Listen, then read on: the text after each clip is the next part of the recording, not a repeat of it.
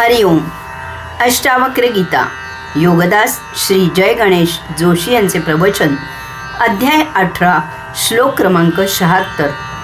मंद श्रुत्वापि तद्वस्तून न जहाती विमूढताम निर्विकल्पो बहिर्यंता दंतर विषय लालसहा.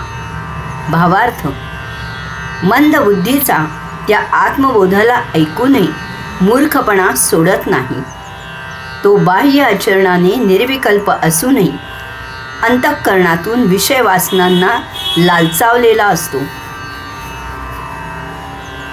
येथे अष्टावक्र मुनींनी मंदबुद्धीचा आणि विमूढ असे दोन वेगळे शब्द मुद्दामूनच वापरलेले आहेत, कारण यांचे अर्थ आणि प्रयोजन निराळे आहे. मंदबुद्धीचा म्हणजे ज्याला सर्व काही छान समजते, परंतु ते उशिरा वेळ निघून गेल्यावर लक्षात येते. बैल गेल्यावर झोपा बांधला जातो. बुद्धी चालते, परंतु ती समयोचित चालत नाही. यांचे घोडे वराती मागून दौडत येते. प्रसंग होऊन जातो आणि मग नंतर यांना त्यावेळी काय करायला पाहिजे होते ते सुचते.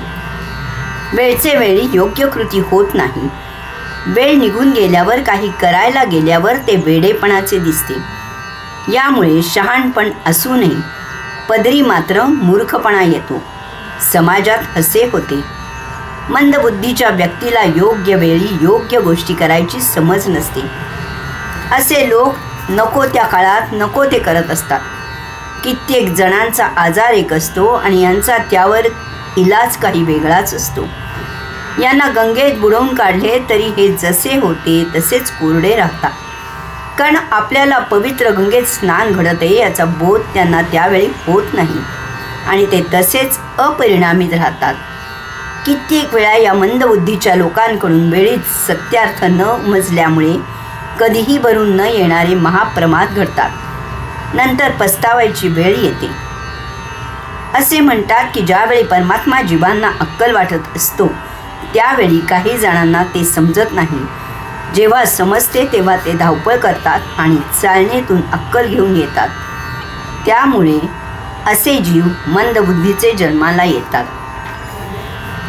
माणसाची पारख वेळीच होत नाही. आपला हितचिंतक कोण ते समजत नाही. इतरांच्या नादाने त्याची टिंगल केली जाते. प्रसंगाला इतर पळून जातात. तो टिंगल केलेला बिचारा पुन्हा टिंगल होईल म्हणून मदतीला पुढे येत नाही. येशू ख्रिस्तांना तर समाजाकडून हातापायात खिळे मारून ठार मारले गेले. नंतर उपरती झाली की ते तर परमात्मा होते. मनसूर नाही दगड मारून मारून हातपाय तोडून ठार मारले गेले. नंतर उमजले की ते एक महान फकीर साधू होते. गॅलिलिओंना फाशी दिले गेले. नंतर आकलन झाले की ते एक महान शास्त्रज्ञ होते.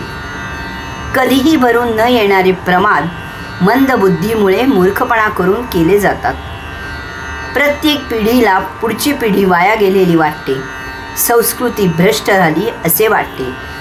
या अशा नतद्रष्ट्यांमुळे जगबुडी लवकरच येणार असे भाकीत गेली हजारो वर्षे पिढ्यानपिढ्या केले जात आहे.